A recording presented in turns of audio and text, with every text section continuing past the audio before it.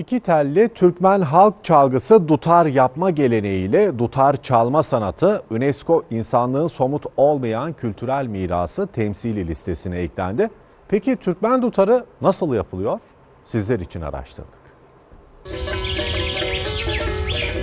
Türkmen halk çalgısı dutarın gövdesi dut ağacından, sapı ise erik ağacından yapılıyor.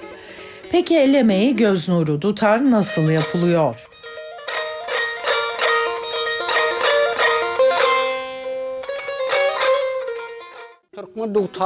Dutarı insan elinde çürümeyen ve kokmayan dut ve erik ağaçlarından yapıyoruz. En az 25 sene bol suda yetişen ve çatlağı olmayan dut ağacını sonbaharda kesiyoruz.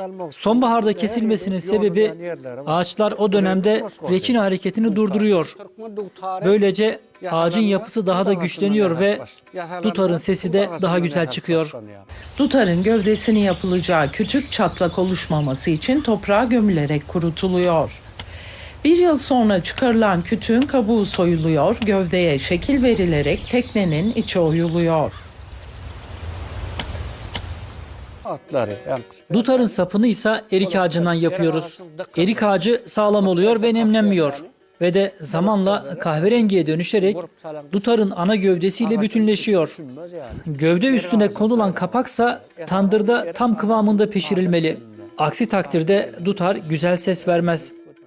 Pişirilen kapak gövdeye yapıştırılınca sapa bağlanacak 13 perdenin yeri hazırlanıyor. Ardından dutarın iki teli yerine oturtuluyor. Böylece dutar çalmaya hazır hale geliyor.